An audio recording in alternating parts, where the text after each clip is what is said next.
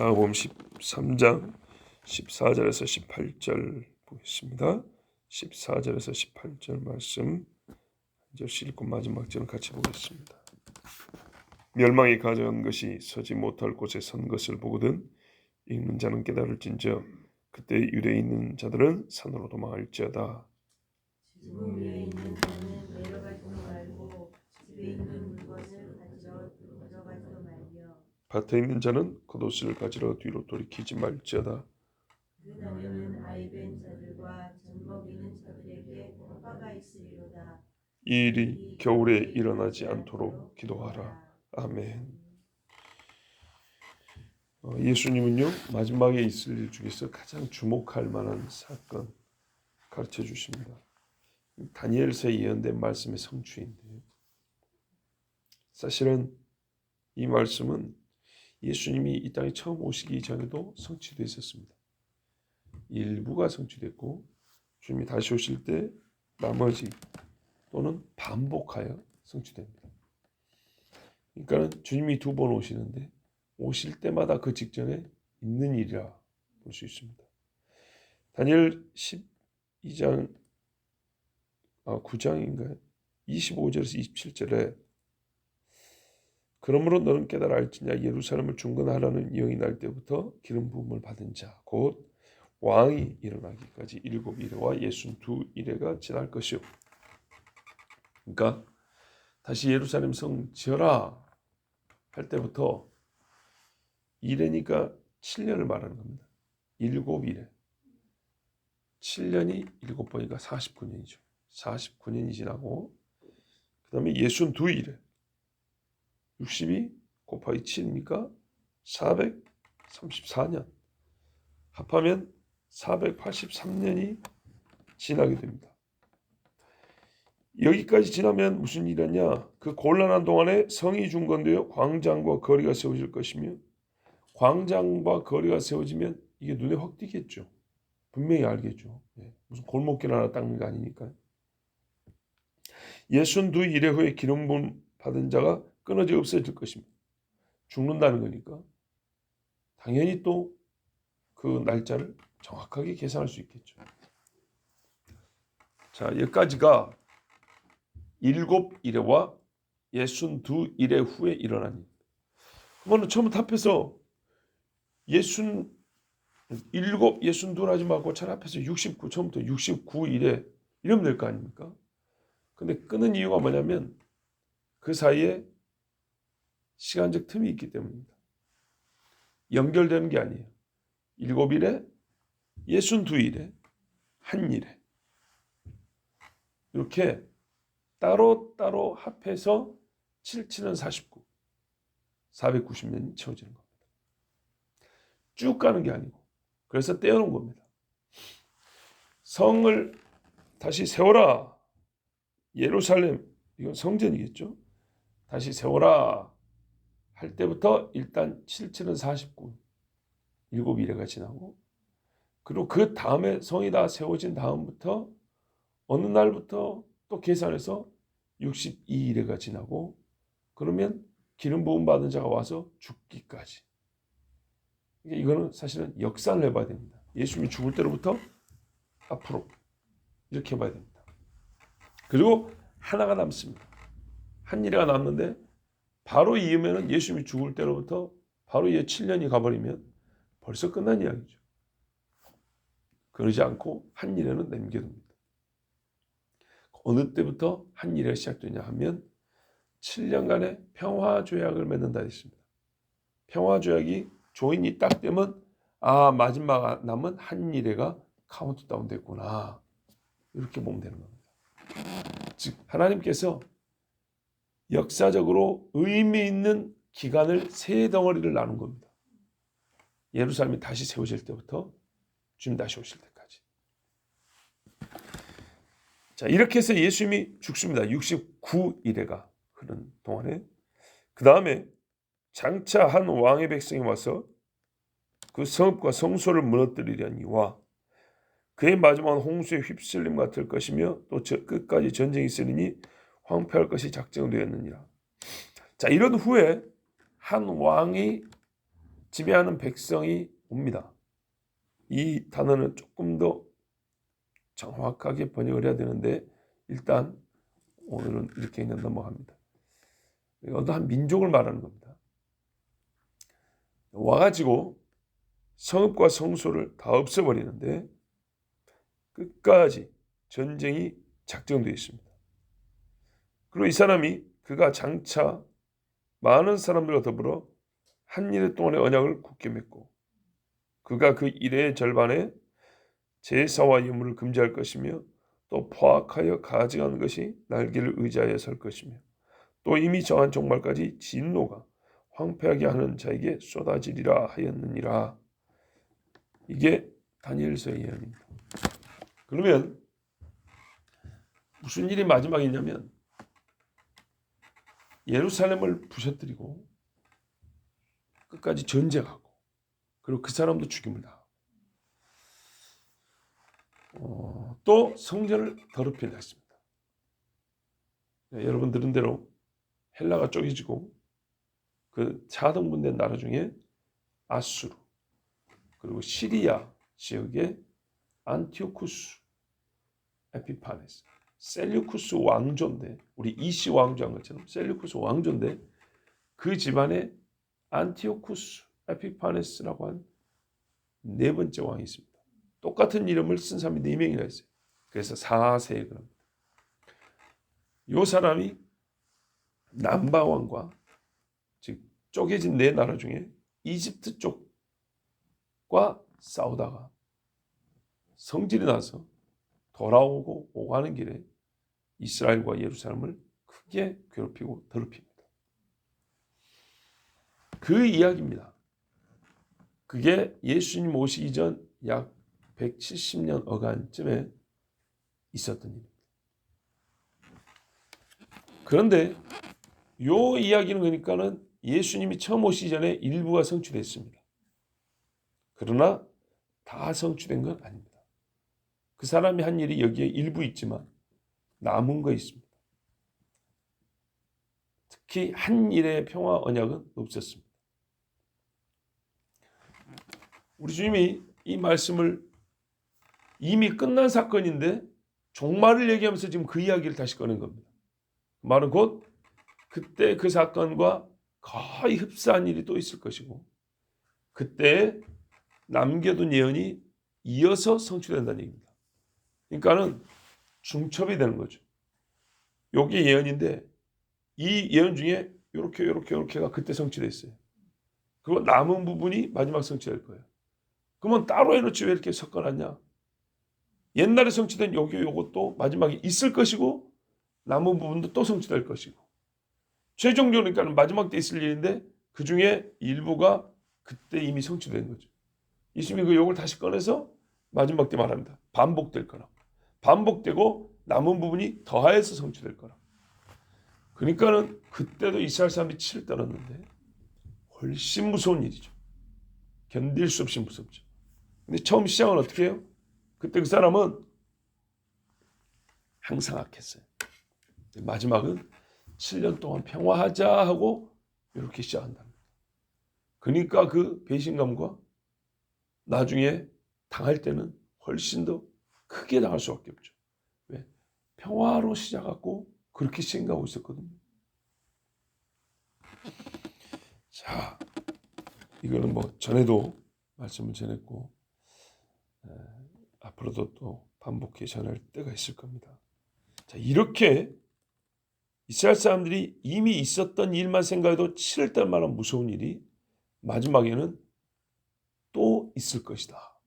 주님 오시기 전에 있을 것이다.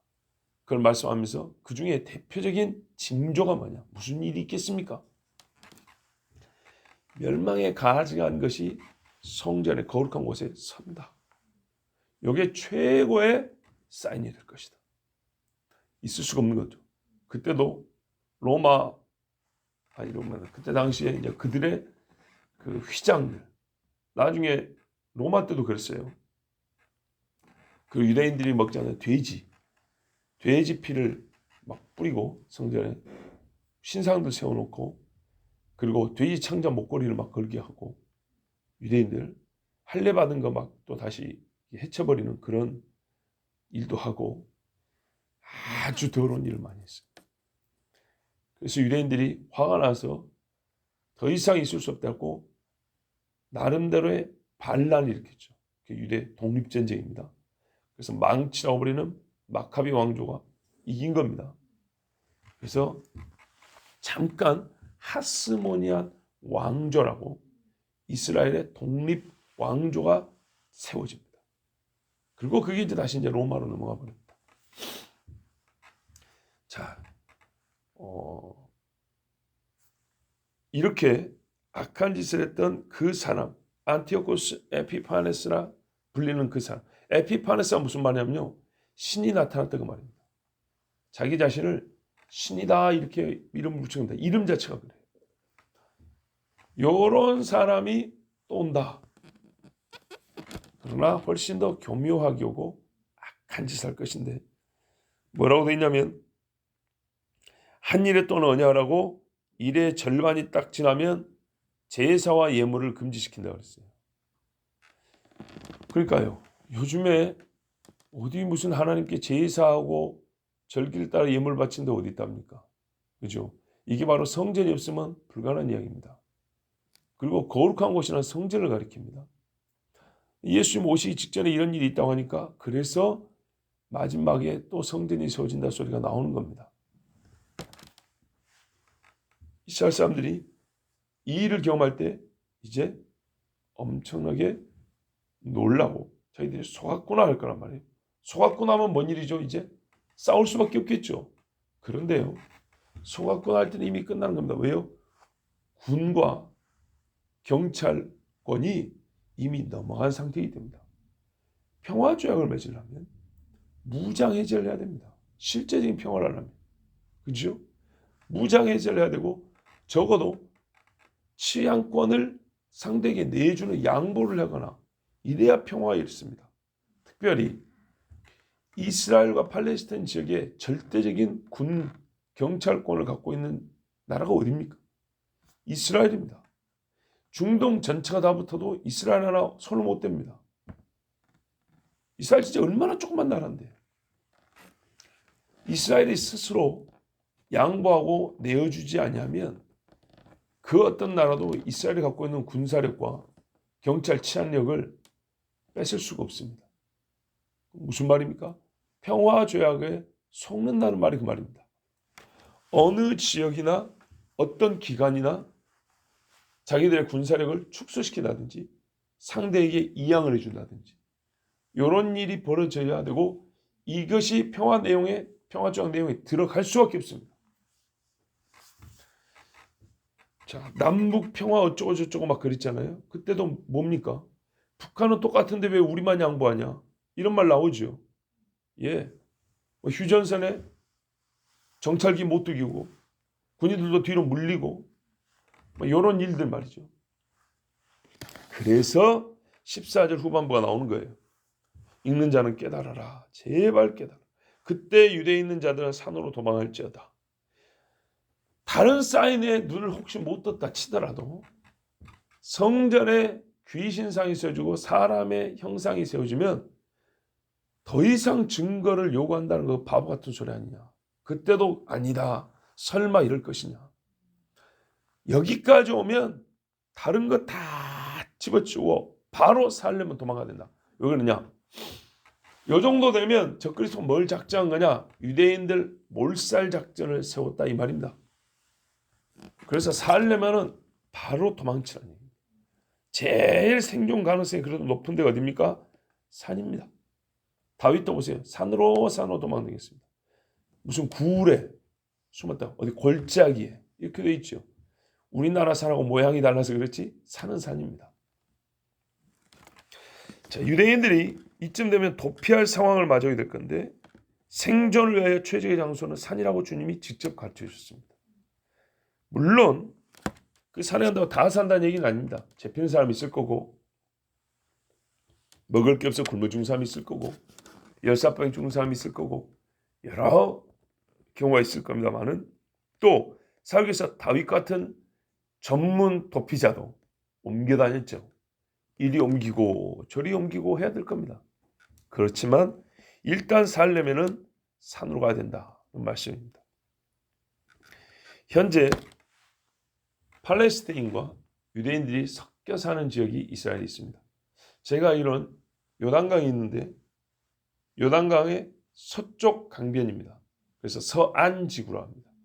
웨스트 뱅크라고 하죠. 여기가 있고 팔레스타인 사람들이 사는, 사실은 아랍 사람들이지만 블레셋의 후예라고 하면서 살고 있는 이 이스라엘 남동쪽에 남서쪽에 이 바닷가 쪽, 이쪽이 팔레스타인 뭐 가자 지구 이런 데 들어보셨죠? 이게 지금 있습니다. 근데 요 웨스트 뱅크라고 하는 데는 요단강 이 서편, 이게 이스라엘 가나안 쪽인데 여기는 이스라엘 사람 공식적으로 이스라엘 땅으로 되어 있지 않고 서로 이렇게 함께 다스리는 그런 땅으로 되어 있습니다. 거기에 그러나 사실상은 이스라엘 사람과 아랍 사람이 다 섞여 삽니다. 근데 여기에 최종 통치권을 누가 가져갈 것이냐? 실제적으로는 이스라엘이 갖고 있지만 경찰권은 아랍에게 줬던가 뭐 그래요. 예루살렘 가보면 아랍 사람들이 총 들고 다니기도 하고 그래요. 성전 지킨다고. 그러니까 그들 모스크 지킨다고. 여기를 최종적으로 누가 가질 것이냐 할 때 이스라엘 사람들은 이스라엘이 최종적으로 편입해서 다스려야 된다. 아랍은 아니다. 이거를 내주느냐 마느냐인데 여기가 말 그대로 유대 땅입니다. 대표적으로 이 지역이 유대 땅입니다. 예루살렘 약간 동쪽을 얘기하는 거니까요. 강 따라 쭉. 그러면 이 말씀을 읽고 가장 먼저 떠오르는 지역이 바로 그 지역이라고 많은 사람들이 말합니다.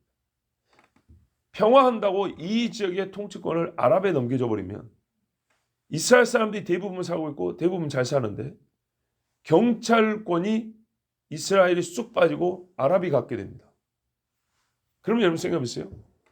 옛날 독일이 유대인들 잡아 죽일 때 군인들도 많이 썼지만 대부분 어떤 무기를 썼냐면 일반 자기 전쟁 나가 사용하는 것은 군인이 아니고 친위대입니다. 히틀러의 직속 부대입니다. 예, 그 사람들이 주로 유대인들을 잡아 죽이고 일반 독일 병사들은 어떤 이들은 그런 일이 있는지도 모르고 끝까지 싸운 사람도 있습니다. 저기 프랑스 가서 싸우고 저기 뭐 유럽에 흩어져서 싸우는 사람들은 잘 모르는 경우들도 많았습니다. 왜냐하면 유대인 잡는 일은 물론 전국적으로 일어났지만 대부분 그 일을 직접 담당한 자들은 나치 친위대였고 비밀 경찰들이 주로 있고 일반 군인들은 전쟁에 나가서 싸우느라 솔직히 모르는 사람도 많았어요.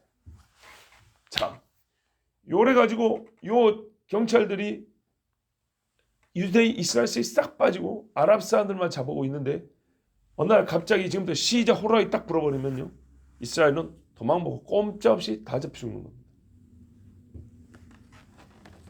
거기가 그래서 가장 위험한 지역이 되지 않을까. 성경을 아는 사람들은 이곳이 이 말씀이 성취될 때에 가장 큰 피해를 볼 유대 땅이다. 이렇게 생각하고 있습니다. 자,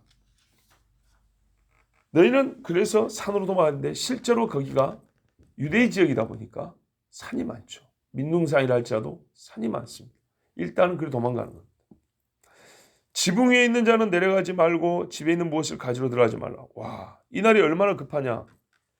지붕에 있는 자들 주님이 여기까지 챙겨줬습니다. 지붕에 뭐하러 가겠습니까마는 우리의 가옥구조하고 다르기 때문에 이스라엘 사람들 지붕에서 할 일이 좀 많습니다.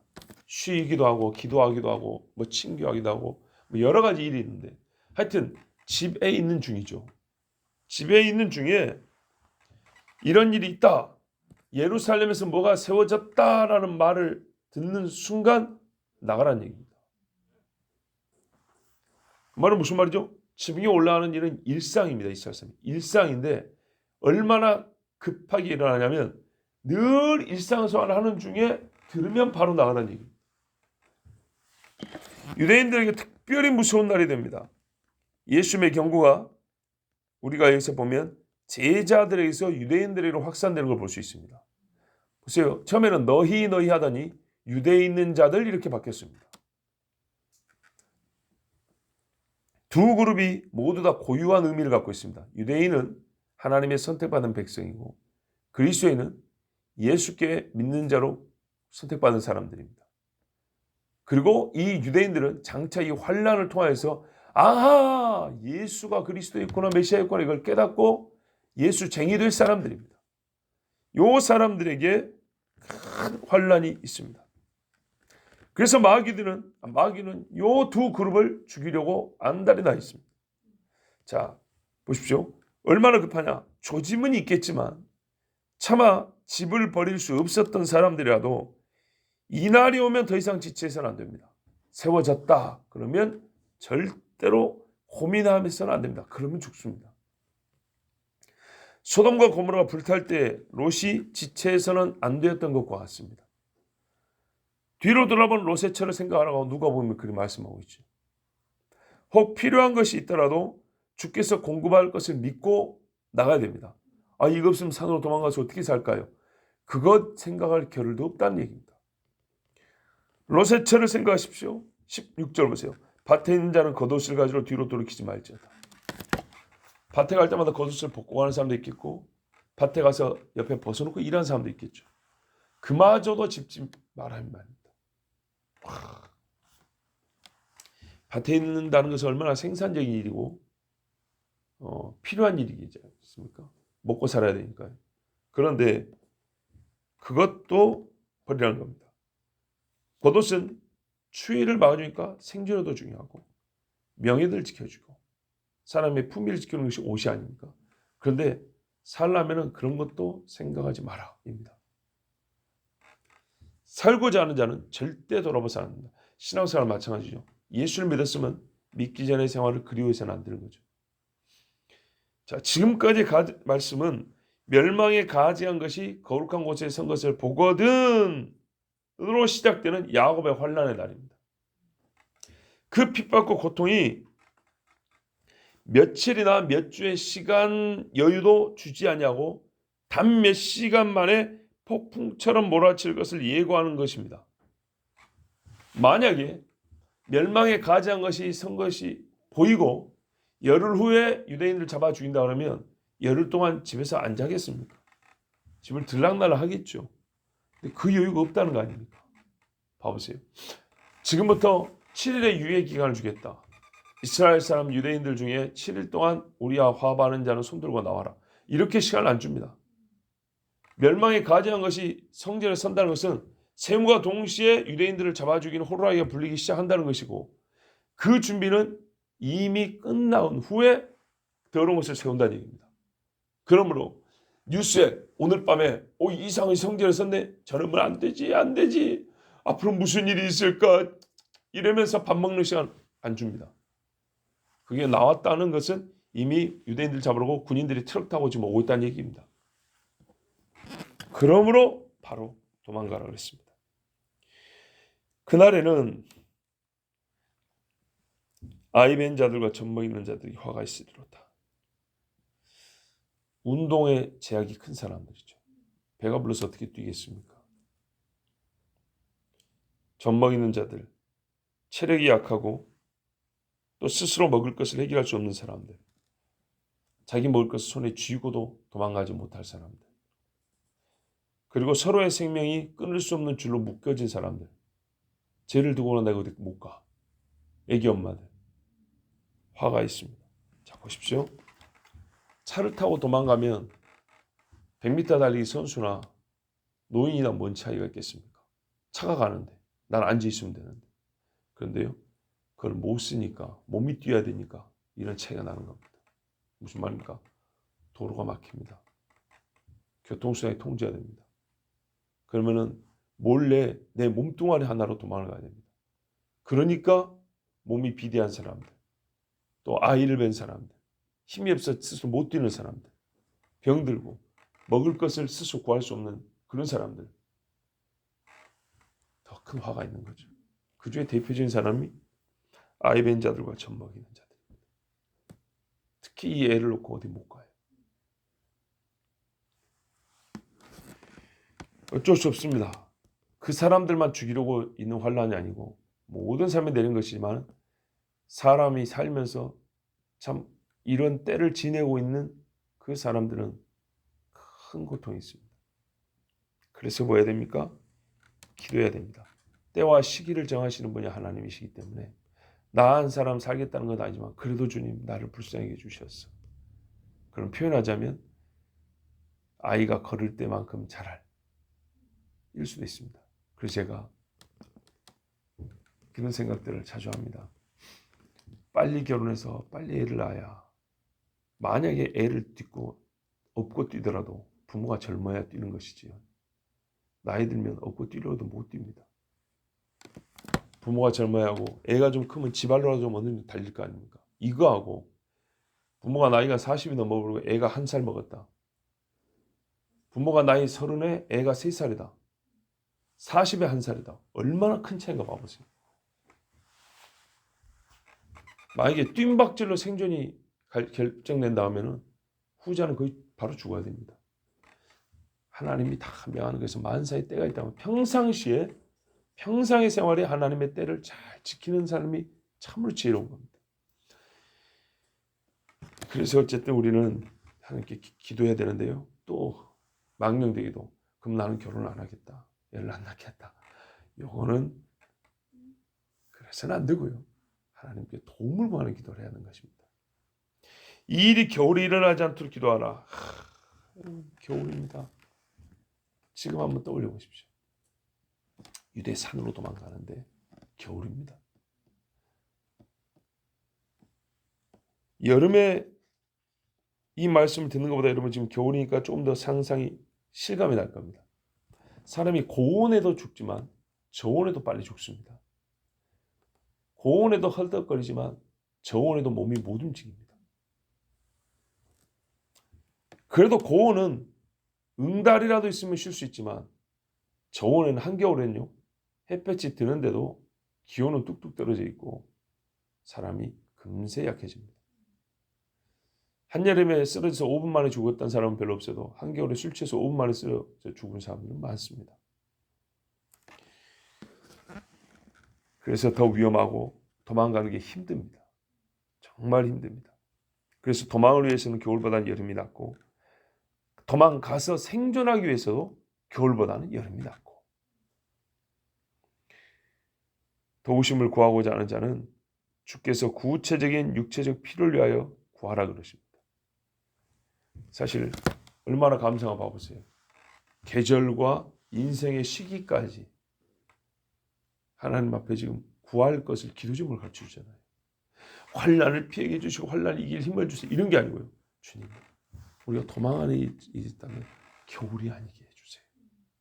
이렇게 기도하는 겁니다. 참. 물론 1차적으로 유대인들 이야기지만 우리도 마찬가지입니다. 도로가 봉쇄되면 어디로 도망갈까요? 하수구로 갈까요? 강을 따라 갈까요? 제일 그래도 나은 데가 나무 밑입니다. 골짜기입니다. 구체적인 육체의 한계를 또한 그것을 극복할 수 있는 방법을 가르쳐 주시고 때와 기도 제목을 우리에게 허락하신 분이 주님이십니다.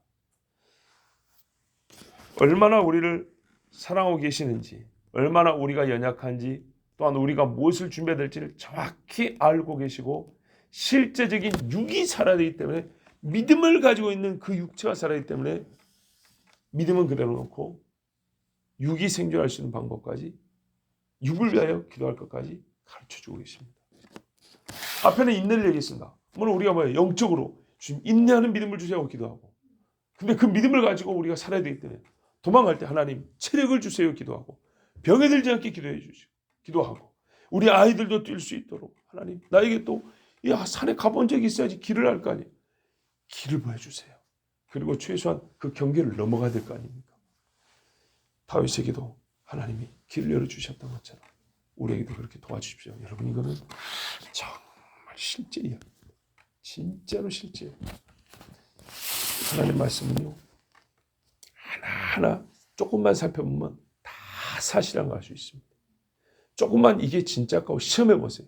이 한겨울에 진짜 저희 개운산이라도 한번 올라갔다 와보세요. 아 이게 실제구나. 하는 말씀은 요만큼만 시험해 보면 테스트해 보면 이게 다 진짜라는 걸 알 수가 있습니다. 왜 기도해야 되는지. 주께서 우리를 살려주시려 복음을 주시고 생존케 하시려 도망갈 때 지침까지 주셨습니다. 하나님께 감사하며 기도하며 준비하겠습니다.